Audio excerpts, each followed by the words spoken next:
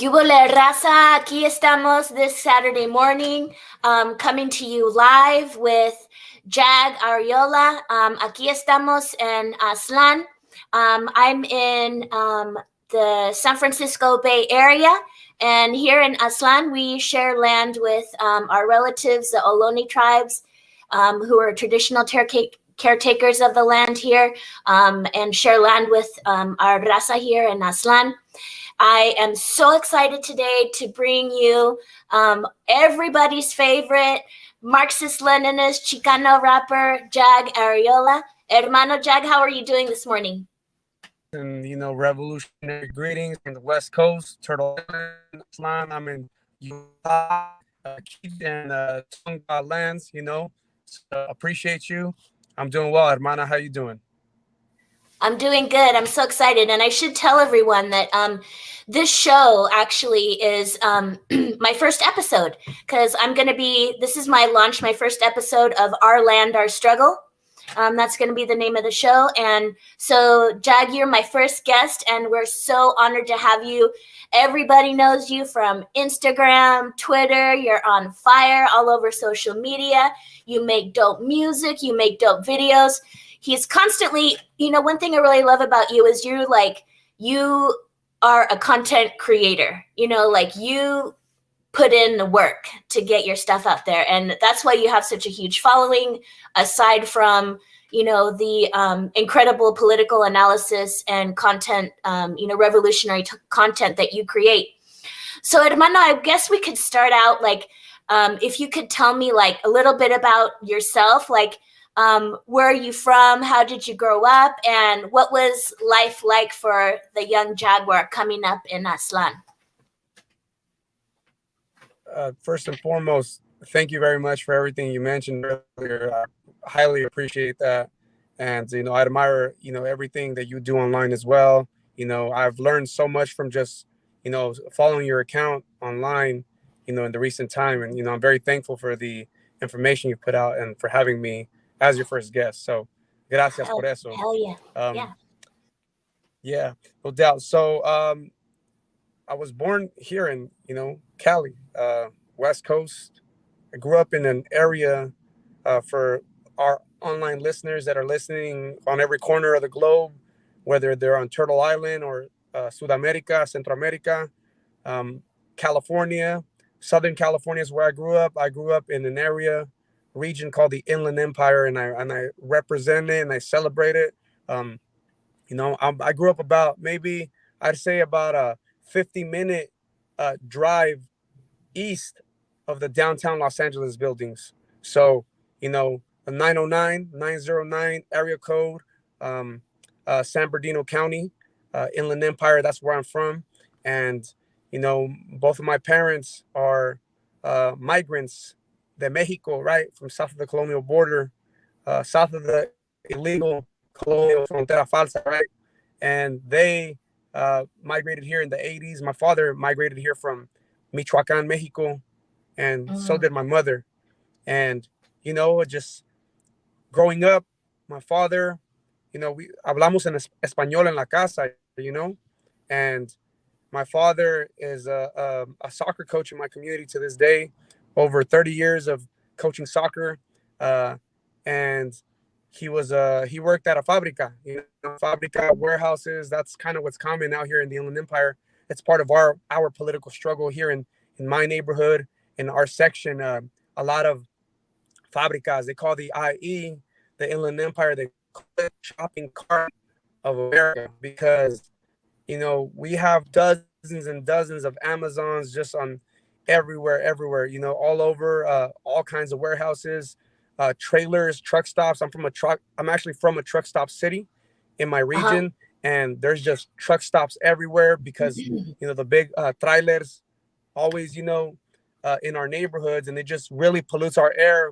And it's mostly gente, raza, and other people of color that live here. So it's an intentional, right, environmental harm against us. So my region, that's kind of the employment that a lot of the fathers, the mothers in our communities have here. Some of the cities in my area is like Ontario, Cucamonga, Fontana, Rialto. We have Bloomington, San Bernardino. There's a lot of warehouses in these areas, and my father, growing up, he always worked at fábricas. My mother worked fast food, so somos de la clase obrera, right? The people that keep this shit running, through our exploited labor, right? Um, our the abuse, right? That capitalism does to our gente. Um, that we never volunteered for. We were never asked for consent on any of this shit. So, yeah, Exactly. growing up, again, my dad and my mom, working class, uh, and growing up in my neighborhood, just grew up playing soccer, doing sports. My dad always it was always a strong thing for him to implement, extracurricular activities, and he was very involved in the Oh, community. Again, as a soccer coach, um, we had like a kind of like somewhat like looking like a small minivan type of car, and if parents couldn't take their kids to the soccer practices, he would pick them up. So there would be oh, a lot of us in that car. So he uh-huh. looked out. He's very loved in my community. Everywhere I go, people Oh, uh, say what's up because of my dad. Like, yo, your dad was my coach when I was like 6 years old. So and so all the time. And a lot of these relatives, I don't know all of them. Many of them I do, but many of them are from a time where I was no longer involved in the sport myself. So my dad continued, even when I left. But grew up playing sports, a lot of combat sports. Used to train at the Chino Boxing Club, also part of the Inland Empire, the West End. Shout out to the city of Chino. uh-huh. A lot of gente, a lot of raza there. It's a very respected boxing club there. I And learned, I heard how to throw they punches recruit there. I heard that in Inland Valley they are actually recruit a lot of fighters from Mexico, right, to do boxing and train them. That's what I heard. Say it again. Oh, also, I heard that Inland Empire has a pretty solid like boxing training reputation, and they bring a lot of Yeah. fighters in from Mexico, like and train here. Um, Oh yes, I heard. absolutely. Yeah, yeah, I've yeah. been to gyms where there was a lot of gente from Mexico that professional fighters that were training here. Right, right. My rap partner. Shout out to my rap partner, Native Threat. He also used to do competitive boxing, amateur boxing. So did his father. Rest in power to his dad. And all his steals. They're competitive amateur boxers. So boxing. Combat sports are common out here, and I actually used to do MMA myself. I've had my Oh nose wow. broken, all types of stuff, right? And yeah, unfortunately though, the saddest thing about these MMA gyms is that uh they celebrate pig culture so much.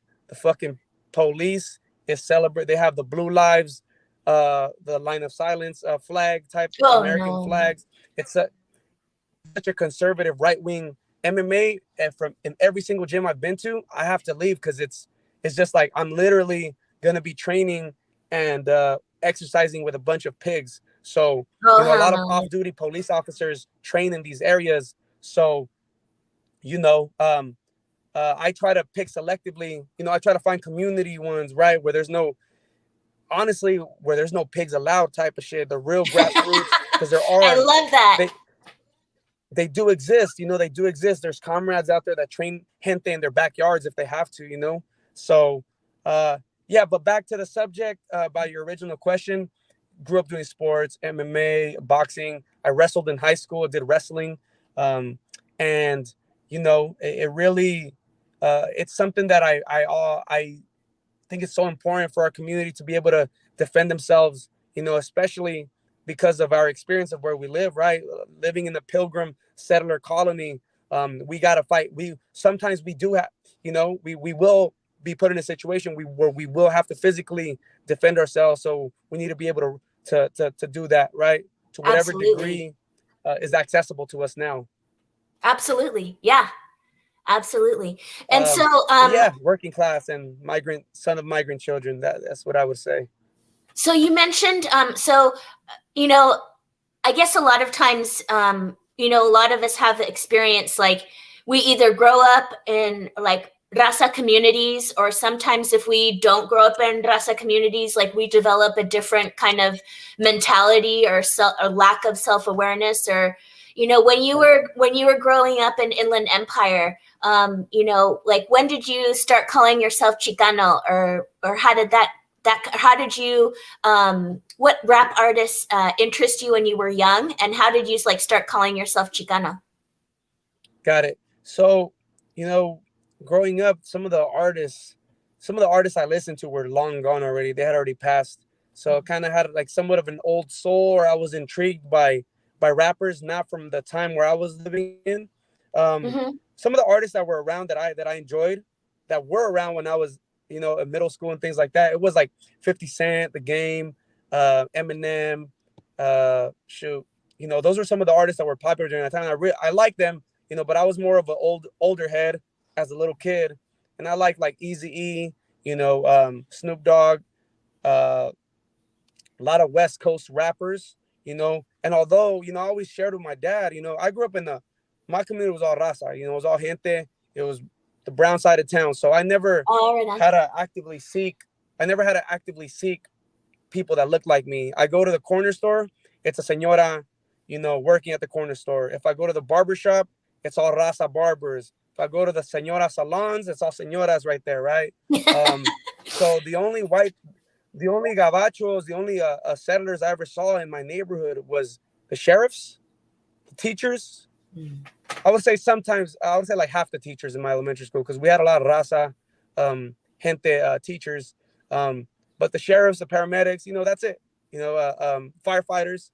But my community was all gente. It was all raza. It was all people from, you know, the Mexico, Nicaragua, Honduras, Guatemala, y El Salvador. Those are the specific nacionalidades that I remember growing up. I had homies, you know, their parents were from Honduras, and homies from Nicaragua, El Salvador, Guatemala, and then of course, you know, majority the Mexico, Mm-hmm. and of course the Chicano families that have been in the IE for generations, right? And you know, of course, you know, when this wasn't the United States, right? So, yeah, I never had to actively seek, you know, my community. You know, I understand. I have a lot of supporters online that support my art, and they grew up in areas like Louisiana, Arkansas. You know, where it's really hard to find that raza community. Now Mm-hmm. they're little by little, it's being built. But I come from an area where, you know, next door in Colton, California, you know, it's in the Inland Empire as well. There was they had Pachuco riots, Zoot riots, the same way, Oh where they yeah, fought back yeah, against like marine pigs, yeah, the yeah. same way that, you know, relatives did in San Jose and East Los. So, you know, for me, it was always, uh, you know, I always had that identity and self-awareness that, okay, you know, I'm brown, you know, this is where I'm from. You know, there wasn't any other demographics in my neighborhood, you know. In Mm-hmm. some of the Inland Empire, some of our section, there is, you know, our Africano brothers and sisters. But yeah, it was mostly gente here, you know, where I grew up. And I always had that, you know, mentality of that I am who I am. I know my identity. And it was actually my dad, because my dad was always like, you know, we're not Americans. You know, we can't be Oh, Americans. They don't want us here. You know, they wow, don't even like us. So we can't ever celebrate that or claim their shit. That's their shit. You know, that's how he saw it. He was like, wow! Your dad did that's that their for you. That identity. is amazing. Yeah, that is Yes. so So amazing. he was always like, we're Mexican. He used to always tell me we're Mexican, you know, we're Mexican. We're only here because they steal all of our resources, you know, where we're from, and we're forced to migrate here. We have no other option. You know, so I was, you know, from a very young age, me and my older brother, you know, we used to always argue with some of our friends because um, you know, unfortunately a lot of our friends, you know, all they knew was just the propaganda that we're given in Right? education Yeah. here, you know, the media, Western media, right? All that. So they would trip out and would be like, "Oh man, you know, we're not American, homie. Like we'd be on some F America shit, you know, real young. Me and my older brother, and Oh, they'd be right like, on. "What? What Yeah. do you mean you?" They'd be like, "Why? What do you mean you live here?" They would always come, but you know, thankfully, I always had like, I'll call them comebacks, right? Just the information that my dad taught me. Oh, well, if they say, "Why are you here?" Then you got to let them know that wherever you are in the world, you're probably going to be victimized by American imperialism, you know. So my dad kind of Exactly. informed me of this early on, you know, and Good. Yeah. it stuck with me. You know, thankfully it stuck with me, because I see people that sadly become more conservative as they get older, whereas I'm just getting more militant and vicious izquierdista as I get older, Hell instead of yeah. anything else, you know. Yeah. So, but yes, college though was what introduced me. I always knew I was Chicano, you know. I always knew. I never really knew, like, to me Chicano was always, you know, Mexican, Mexicano, brown. That's kind of what I associated. I never dug deep into what specifically it meant politically and things like that. That wasn't until I went to Mount San Antonio College in Walnut, you know, next door to Pomona. Uh-huh. Shout out to Pomona. So yeah, I went to college there and I took Chicano studies. So Chicano Oh, hell studies, yeah. Good. you Yeah. know, put me up on game. So, you know, it just shows. And I always credit Chicano studies as kind of like a very strong foundation, along with my dad's education, as to what politicized me and kind of made me aware, all right, you know what? Um, you know, America is anti-me.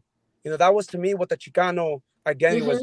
Mm-hmm. You know, to be Chicano is to be anti-Yankee, you know, anti-American. It's Hell associated yeah. with being Chicano, right? Good. Our Yeah. warriors, our warriors and drapes, right? That wore, you know, the zoot suiters, our Chicanas, you know, our gente, you know, we were you know, terrorized by Europeans for, you know, our style of who we were and going against the grain of America. So, you know, I Mm-hmm. was taught that in Chicano studies. My professor was very, you know, militant minded, and she kind of like, I remember this is like 2012 when I was in college, and you know, she would all like some students would quit her class because they couldn't handle the truth. You know, they would they Oh would my drop the God. class. You know, they would drop the class, which is good because they made room for the gente that really deserved to be in there, and really it was the purpose to Exactly. get that Yeah. empowerment. You know, so yes, Yeah. Chicano I, studies. You know, all that. I love how you just you highlighted something just now that is extremely important, I think, when we when we have discussions like this, because a lot of times people make assumptions, you know, about the word Chicano and what that means. And like, you know, the first thing I hear you say was probably the most like popular consideration of the word. For example, you said, you know, it means I'm brown, it means I'm raza, it means I'm, you know, my cultura. And, you know, but then you went on to explain that what's the imperative part of that identification is the political aspect of it. You know, I see like so many of our raza, you know, like even on social media pages, like there's a push to depoliticize the word, you know, like there'll be like, there's straight up like some pages that are like Chicano this, Chicano that. And then the first rule on the group is like nothing political, you know, and it's like, Right. that's what Absolutely. Chicano is. It's a political. And so Yeah. like, you know, as you mentioned, this is something that, you know, we reinforce all the time, is that without an ideology, it's a very it's, you know, not empty, but it's not an accurate representation of what Right. Chicano is supposed to mean, right? And so I also love that you know, the reason like I found out about you is somebody told me, hey, there's this Chicano rapper and he's talking about Aslan. And I said, what? There's a rapper talking about Aslan. And so like they just turned Right. me onto your stuff and I was like, oh hell yeah.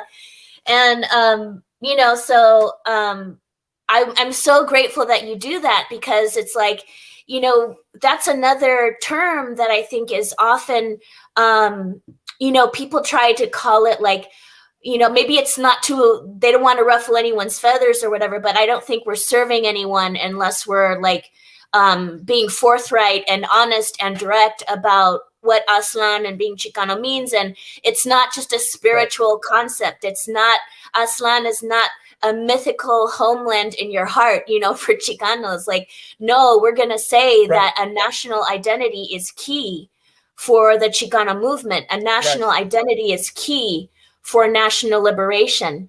And Aslan Right. is not a metaphysical, you know, Right. concept. We're talking about Right. land, and we're talking about the land that we shared with our relatives here. And for people who are like would like more information about what that looked like, because it's not like, people sometimes try to impose, I think, and of course I have it too. I've been indoctrinated. I have to catch myself. I have colonial thought tendencies, where I think like, oh, we can't imagine that the way our relatives lived was like, people had fences around, their tribal land or this or that. I mean, if people want to read a great book by Jack Forbes, it's called Aztecas del Norte. And what Jack Yes. Forbes does is really, he's a very well-known historian. And I forgot what nation he's from, but he is native to Turtle Island. And he always talks about, this idea that there is no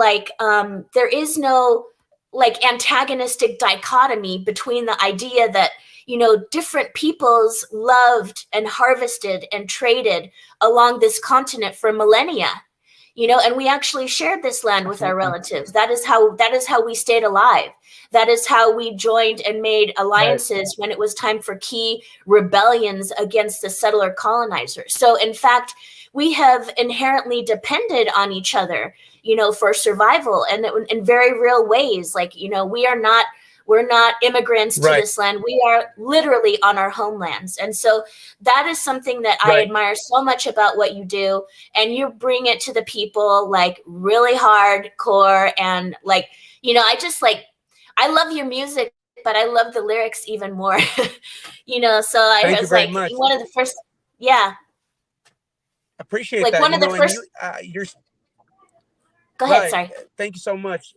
No problem. I also think about how, people think that, this idea of land, people are actively organizing against the American imperialist government that has the whole entire planet on the chokehold. And a lot of them are Chicanos, Chicanas on some Chicanx on some land back shit, on some very militant, not in no way associated with the American left, and because there is no left in America, and in no way associated with anything American. No Democrats, no Republicans. This is a straight militant, a minded movement. You know what I'm saying? And it's not brand new, which is why, I also won't fold to anybody that tries to depoliticize that, because I know gente that is really out here and they've been doing this shit for generations because their fathers did it, their abuelos did it. This whole fight for national liberation, like you're saying, just like our Africano relatives, they also deserve.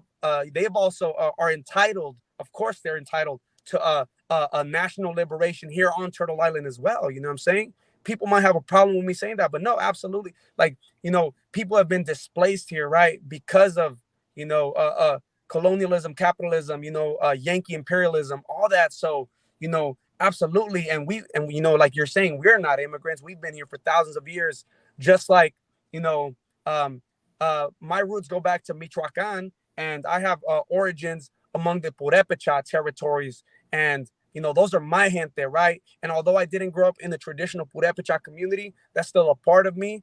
And at the same time, the Purepecha language is tied to, or there is similarities with the Quechua language from the Andean Mountains in South America. So that means that our Quechua relatives would be very welcome in Michoacan, just like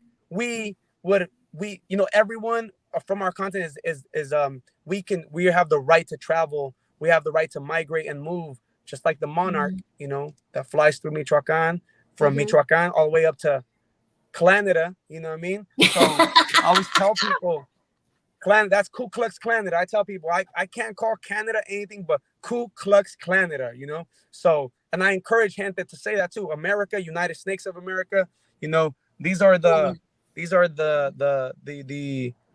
white settler colonial establishments, on our continent. So, yes, thank you, for emphasizing that. We do have we have a uphill fight, a long fight, but I tell people this is just an interruption in our history, right? this colonialism, this capitalism, is only it's 500 plus years of this shit, but it's only, when we look at it from a big timeline in the future, it would only be a small interruption in our history, because it's not permanent and it's reversible. We can, right. I mean, actively do it, right? yeah, I mean, people don't want to talk about, I never hear people talking about the fact that, I mean, we already kicked the Spanish out of here. We did that one time already. It took 300 years, but we did it. And this empire is going to fall too. And it's on its death spiral, in a really ugly way right now. And so I think, that's why it's so important, like, why I love what you do so much, because absolutely everything that you produce is about elevating political consciousness, and you're saying things, it's like you're saying things, unapologetically. And, sometimes it's very, I think it's not that common to find that, because people want to come soft because they want to build, like, have, tons of followers, and they want to hurt anybody's feelings. But we're not helping Chicano Nation if we are not being completely honest about the structural forces that are up against us, about what our history has taught us about the potential for liberation, what our history has taught us about how nation-to-nation solidarity has been used with our tribes, with our nations, to expel the colonizer. We have the example like the Pueblo Revolt, it's like, I don't, and then like the other thing is like this settler colonial psychopathy of whiteness is becoming increasingly irrational and reactionary. Why? Because they are faced with the imminent threat of a demographic shift, and their DNA memory triggers a fear of justice. So I just said that. And, it's like, and that's thank you for saying that. And it's like 20, and I think the Pew Research Center said that by 2045, white nation will be the minority in the United States. And so what does that mean for raza? Does it mean that we're going to be the majority oppressed, exploited obrero class? Does that mean that we're going to be the majority people who have completely lost our national identities and are calling ourselves Hispanic? What does that mean? We're going to be the majority what? And so we have like the potential for, exactly what you and I talk about all the time.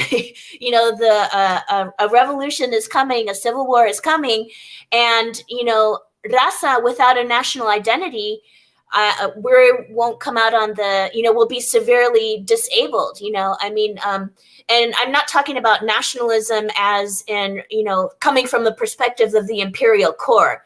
So if I talk about nationalism, I want to be very clear. I'm not talking about the American flag.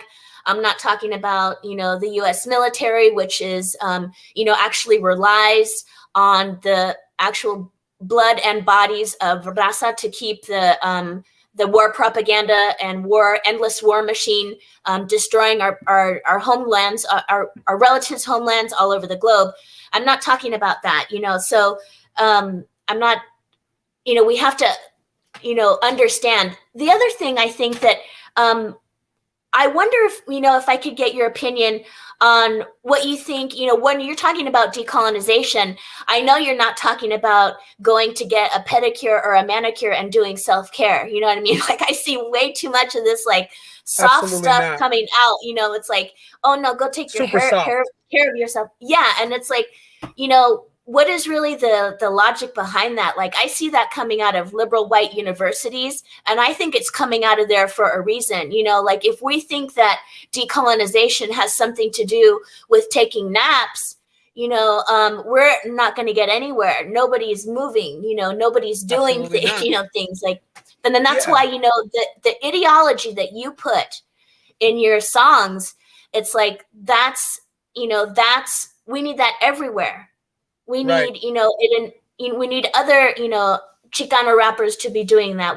I want to hear other people talking about Aslan. I want to hear other people talking about, like you do, like rolling up with 20 Shoshones, it's like, I love that kind of national solidarity. Thank you. That, like, I love that lyric, from that song. And, Thank you. It's like, that is, even our Shoshone relatives tell us, that, they have stories of relatives coming from pyramids to trade. And so it's like the Ute Nawa language is as broad and as diverse as it is because that's material evidence that we have been, loving, harvesting, and trading across this continent for millennia, and we'll continue to do so, whether people like it or not. Because, como dices, la sangre llama, your blood calls you. Es un dicho, I don't know if it's specific to Mexico, or if it's everywhere. Sorry, like my chair is falling apart right here. No problem. Yes, yes, I'm sure that dicho is all over our continent, right? You're right. And when I think of, I went to college, so when I was in college recently, I was in the university during the Trump administration, which is when I think white liberalism was extremely out there, persuading raza, persuading Africanos, persuading Muslim relatives. Oh, take some time to self-care because right now, fucking, there's a white supremacy is really in your face right now, and you guys don't need to deal with that. Go take a break, and it's like, and then it's also it's we're like never getting anywhere doing that shit, Yeah, it's like couched in this decolonial language. It's like, take a nap because your ancestors couldn't. You know what I'm saying? It's like, no, my ancestors was killing your, the white nation. That's what they were doing. Right. So Yes. Anyway, yeah. No, I mean, it's like, you're right. You absolutely bring it. And it's like, so I want to ask you, like, how did you get into rap, and was it always political? Like, did you start off like kind of a different vibe, or was like, this is it, this is my mission, I'm doing like revolutionary Chicana rap? So tell me about that. Right. So, I got to give credit to my favorite hip hop artist, Immortal Technique. And I know y'all have had him on here on ANTICONQUISTA. I've heard his interview. I think you guys have it on the SoundCloud of ANTICONQUISTA. And also on YouTube, people can check it out. Yeah. Right on. So y'all check that out. It's a big bro, Immortal Technique. I'm a soldier supporter for him for many years. My brother introduced me to his music back in the MySpace days. So hell yeah. Remember them days, you know what I mean? I remember Technique, he had on his MySpace bio. I'll never forget. This is when I was introduced to like a more indigenous approach to my identity. He had Peruvian Indio Orgulloso on his MySpace. And I was like, damn, like, wait, Peruvians are Indios, are Mexicanos Indios too? So I just kind of again, I'm like, shoot, 8th grade, maybe 7th grade. And my brother used to listen to him, during that time. And there was a song called Peruvian Coke, where it talks about how the CIA was bringing in the cocaine from South America, right? And my brother would talk to my dad about the music, and he'd be like, "Oh, like this rapper, he's gente, and he's making music that's like, he's talking about everything you told us when we were growing up about like the CIA." Because my dad taught us about the School of the Americas, the CIA, military dictatorships all over Latin America. He taught us about Palestina. Taught us about what is that shit called? That trade deal, the NAFTA, CAFTA, all that shit. So right. This is just little sprinkles I vaguely remember as a kid, but it comes back with music and art. And I love hip hop, and I was used to just hearing the commercialized, very industry, glorification of materialism, wealth that none of us have. Only the fucking the devils have, the white devils have, and it's sad, because I do see a lot of our our mainstream artists, glorifying that, but our community doesn't have that, black and brown, we don't have none of that.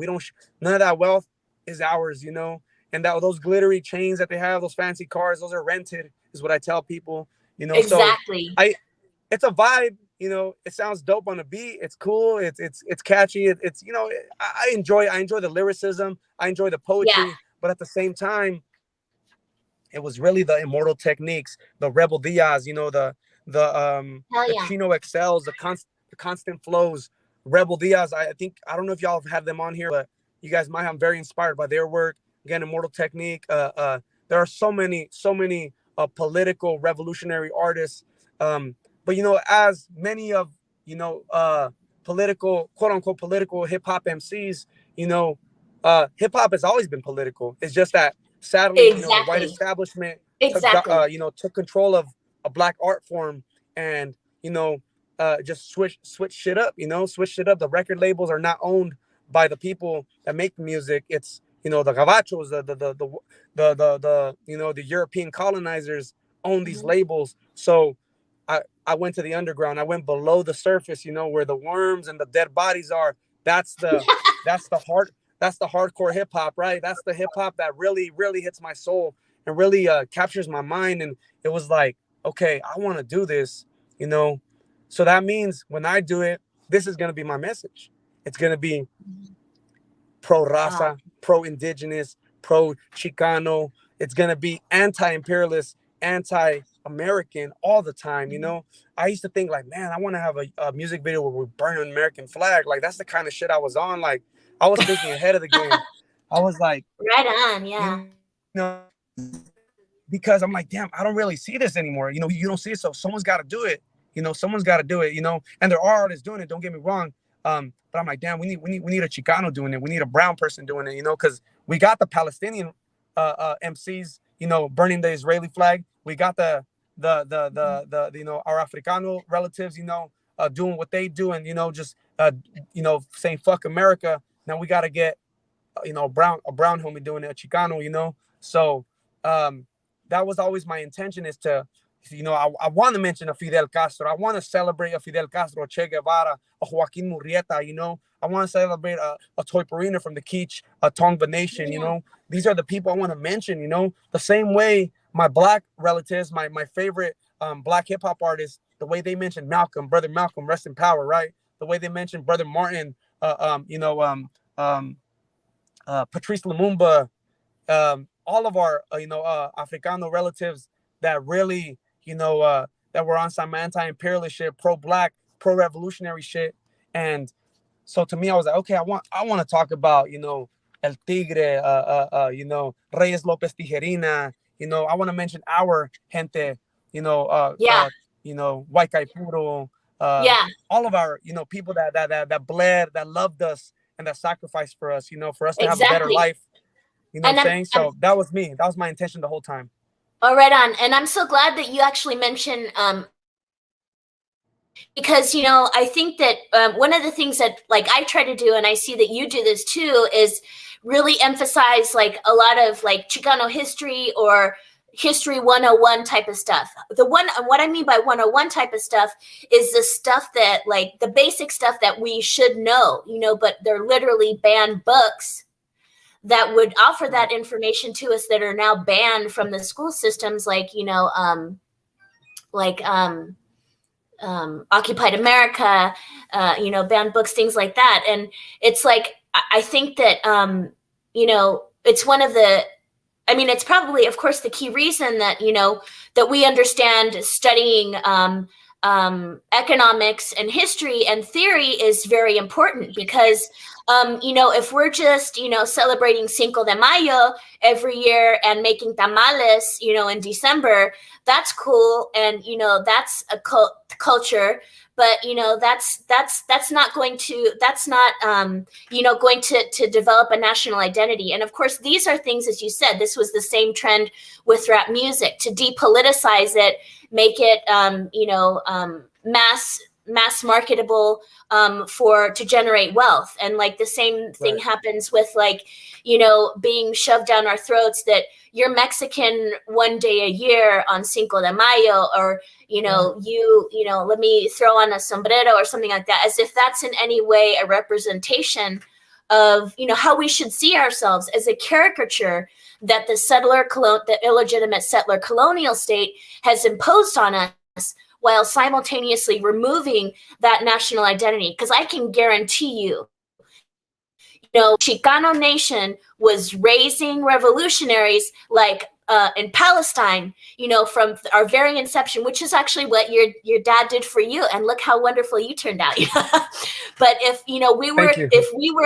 we were telling our children about Chicano nation, what it means to be Chicana, what Aslan means, if we were able to, invest that kind of ideology and education with our generations, that's what I'm looking forward to seeing in 2045, when white nation is a minority, because that really unlocks the path forward and the potential forward. And another thing that you mentioned about, you growing up in working class, environment, and how, the reason that, 7 million farmers in Mexico all of a sudden had 9 million farmers in Mexico just because of NAFTA. That's why there's like a mass influx of people from Mexico in the 90s, that 9 million farmers suddenly lost all of their income, with NAFTA. And so it's like, people make it seem like, oh, you came here because you were so destitute. You know what I mean? It's like, no, we were literally robbed, under this system since the time of first contact, and we were forced to lose the value of our labor under the system that was introduced. Because one thing that I like to mention as often as I can is, not only did white settler nation come and steal land, but they also had to come and destroy a communal ethic and a communal ideology, So it's like people say, why you read Karl Marx, and Karl Marx is a European and blah, blah, and we completely reject anything that's European. It's like, and we're sitting here you're talking to me in English. Okay, right. So, like, what are we talking about here? What are we really talking about here? And it's like, Marx actually, he described a set of conditions that he observed. And it's like, it doesn't mean that, socialism or communism is a European idea. In fact, that's why we look to it. What our ancestors were living and practicing and very successful for thousands of years is what some people may call an original communism, where it's a deep reliance on, the communal ethic. And that is what we, even, some of the architects of the Mexican Revolution, wrote about this idea, that we Mexicans are suited to communism. That's the title of the essay. And it's, this is like these are the brothers Magon, the Magonistas, who were the architects of the Mexican Revolution. And so these are the ideas Ricardo Flores Magon, right? Exactly. Thank you very much, Yeah. And interestingly, he was exiled to Los Angeles for a while because he was stirring things up during the dictatorship of Porfirio Diaz, right? And so a lot of his intellectual work is actually coming from right around where you are. It's coming from, Southern Califas. He was writing periodicals from Los Angeles, right?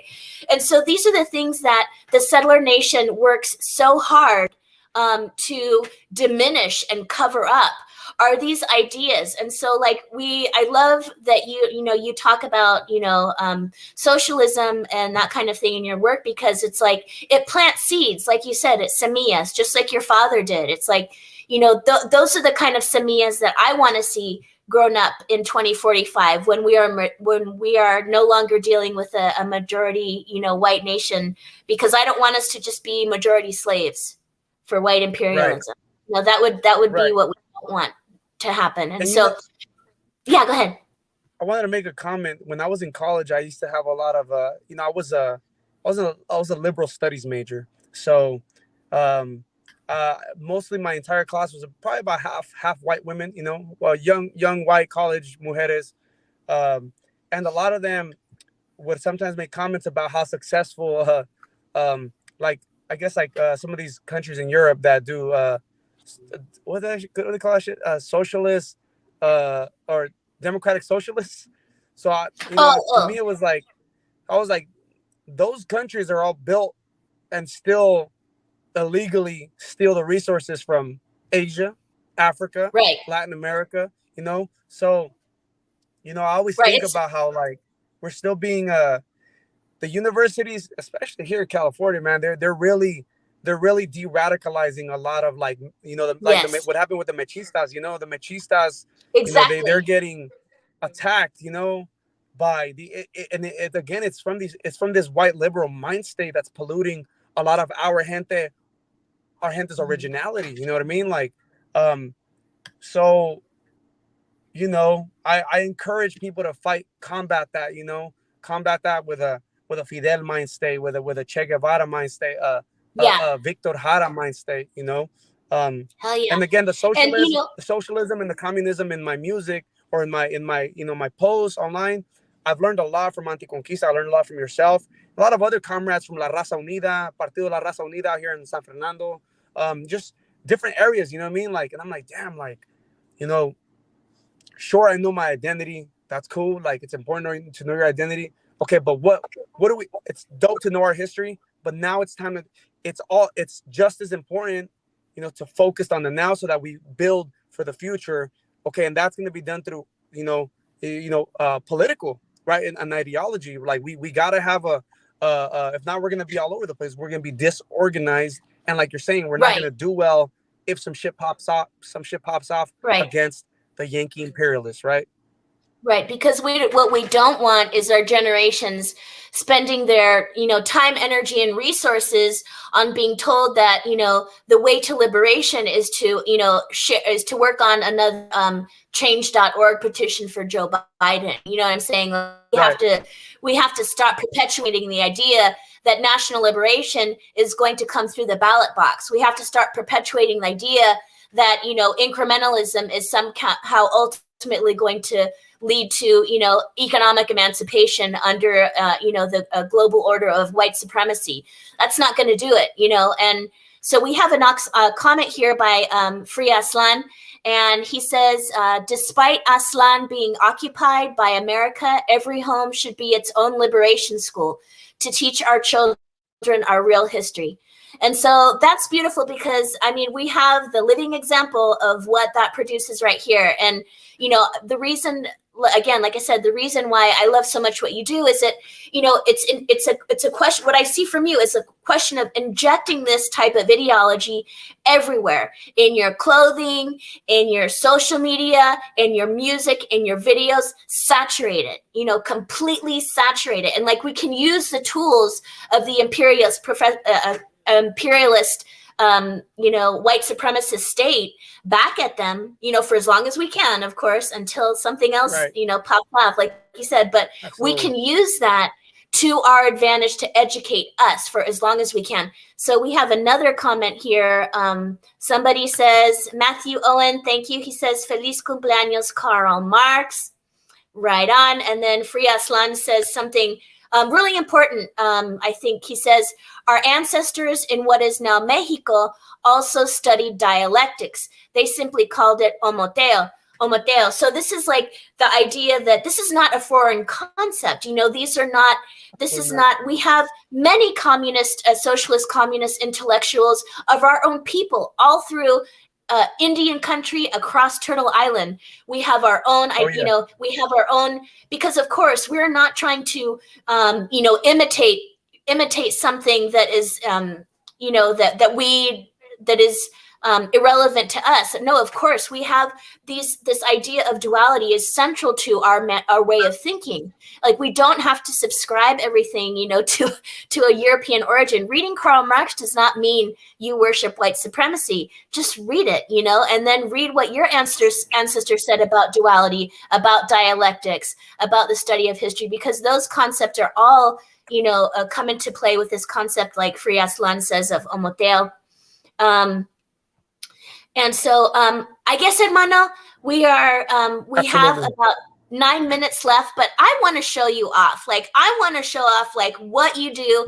So mention a video or a song that we can play before we say goodbye to you. And then maybe our comrade Victor from Anticonquista, who's providing our support for our stream today, can hook that up for us. So, hermano, do you want to shout something out that I can look at up on YouTube? Oh yeah, absolutely. Thank you very much. First of all, Karina, thank you for the interview. Thank you for having me on your platform. I really appreciate what you do. Your content creation, and the compañero Victor, for being behind the scenes, helping us out, supporting us. Uh, I appreciate the interview. I appreciate you having me on your platform. And next time I'm on, hopefully, I'll be more educated and more familiar with some theory. So again, thank you for having me, and 100% agree with this was a great plática, and you can to the compa Victor behind the scenes, if you could put up Obsidian Wars. I made Okay. that track with my homie Asomali. Shout out to Asomali. Shout out to my brother Native Threat as well. Oh, hell Cosmic yeah. Force is our hip hop duo. But yeah, Asomali and Jaguar Arreola, and the song's called Obsidian Wars. Features DJ Okay. Warlock one. You might see a Colombian flag in the second verse because the homie, they have a paro nacional down there for the working class, the black and the indigenous and the working class people of Colombia were fighting the right wing fucking colonizer that's leading that country right now. We're trying to move into an izquierdista route. So check that out, Obsidian Wars. This is it. Okay, Yeah, I'm oh yeah, gonna put that's it it. in the. I'm gonna. Oh, all right on. Oh. There we go. And you guys can find me on Spotify, Apple Music, YouTube under Jaguar Arreola. Okay, I think we'll come right back to say goodbye and maybe read a couple more comments. But let's show the audience. Thank you. No pueden con la raíz. Rojos, DJ Warlock when I see ya. Talk to him, Jaguar, you heard? Can't stop us. Indigenous, we out here. What I bring to the team, structure, discipline, no sipping on lean. I'm cultured, militant, scouring the contrarios como el logo de los Raiders. I'm in braids, I'm embraced in the Inland Empire. Sobriety is sacred, I'm never lonely. I'm pulling up loco with 20 Shoshones. I'm indigenous only, not mestizo, that's a European trophy. The churches on my block ain't holy. The reminders that they used to own me. I walk next to Mictlante Kutli. I don't get high, you can't confuse me. Don't speak about how wide, salute me or shoot me. I'm doing my duty, Asomali is armored fully. Pass me the ruby as I rebuild my altar. Only my DNA was altered, spirit wasn't conquered. Aguar el general and I'ma hit you with the Mossberg. Hit you with the Mossberg.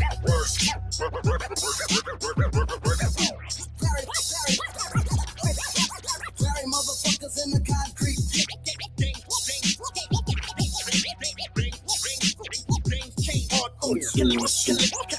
El poder del pueblo.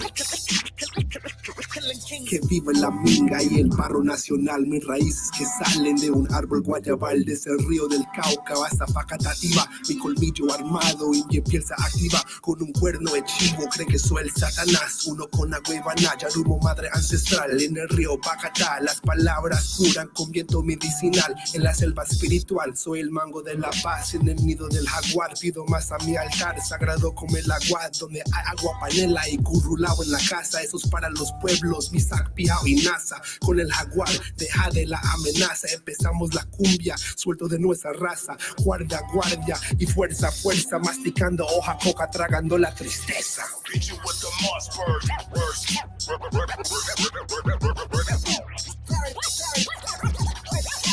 Larry motherfuckers in the concrete.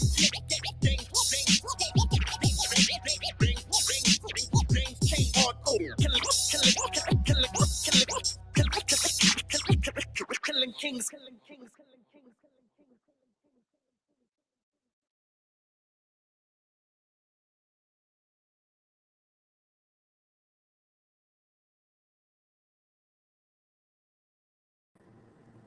Oh, hell yeah, hermano. That was dope. Thank you so much for sharing that with us. And we have a couple comments I'm going to close with here.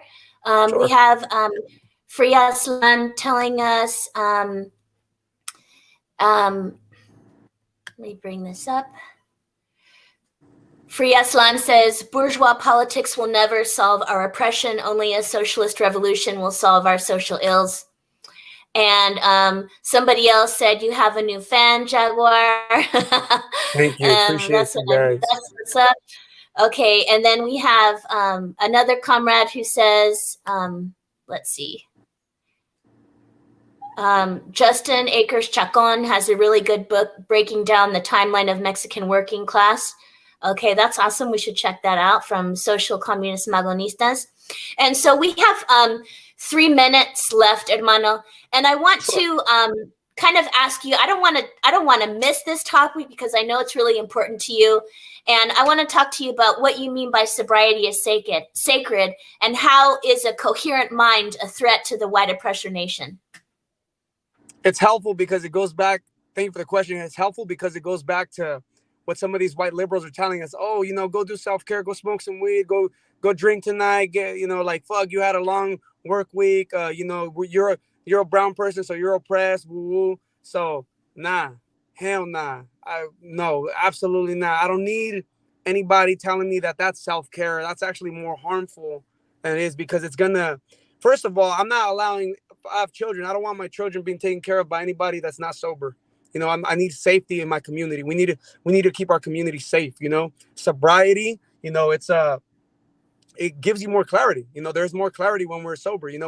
We make more. I'm pretty sure a lot of the population that's probably listening would probably say, some of the better decisions I've made have been when I'm sober. Some of the decisions that were not so great that I've made have been when I wasn't sober. So it's helpful. Sobriety is sacred. Sobriety is empowerment. It's a shield. It's a weapon against white supremacy. It's a tool for autonomy. You have control of your mind, your heart, your corazón, your espíritu. Your energía, right? We want to be. If the fucking ice pigs start chasing me, I can't run away if I'm super high and blown, or if I'm drunk. I gotta be ready to run. I gotta be ready to run. If we need to de-arrest a comrade, I'm not gonna be able to do it if I'm loaded or if I'm fucking blown off the best weed you find in California. I hear y'all, but no, we can't do it. You know what I mean? We gotta stay sober. We gotta stay militant minded, because sobriety is autonomy. It's sacred, and it's gonna contribute. It's gonna be a tool that'll facilitate our sovereignty. Thank you very much. And in that vein, I will say that I consider you one of the people that is carrying on the legacy of John Trudell, who also spoke very loudly about this. And John Trudell is a Santee Sioux and Mexican, so he's also raza. But John Trudell is, of course, a brilliant intellectual, theorist, political mind. But, he also really hammered in this point that saying, a coherent mind is what they fear. And so I know that's important to you, hermano. So I didn't want to miss that before we wrapped up. So I guess we'll close and shout out one more time where we can find you and follow your work. And what do you have upcoming that we should know about? So you guys thank you very much, hermana Karena, for the interview. ANTICONQUISTA, shout out to you guys. Red Condor Liberation, the partner organizations with ANTICONQUISTA. Appreciate y'all. You guys can find me at Jaguar.Arreola on Instagram, Twitter. That's the YouTube, Jaguar Arreola. All my music is on Spotify, Apple Music, SoundCloud, all that, anything, just Jag Arreola. I'm also on YouTube and every music platform with my rap partner, Native Threat, Cosmic Force, KOZMIK Force. He's Chicano too. He's militant too. He be fucking stepping on American flags the same way I do. So, check us out, support us. And, we're going to stay anti-Yankee. We're going to stay anti-imperialist, because there's work to do. So that's it, Chicano power all the time. Hermano. So we'll close with the Free Aslan and saludos a toda mi gente and any side of these false U.S. borders, toda mi raza, and I look forward to the day when we will again be thriving in Aslan as liberated people. And I'm so grateful for your time again, for being my very first host, Hermano Jag. And I will see you in the social media realm, and we'll look forward to all your professional updates for shows, new videos. This hermano is pumping out work on the daily. So follow him on all his platforms, and se cuida mucho, hermano. Have a great weekend, and Free Aslan one more time. Free Aslan. Shout out to Red Condor Collective. I see y'all. ANTICONQUISTA. Thank you. Thank you. Adios. Adios.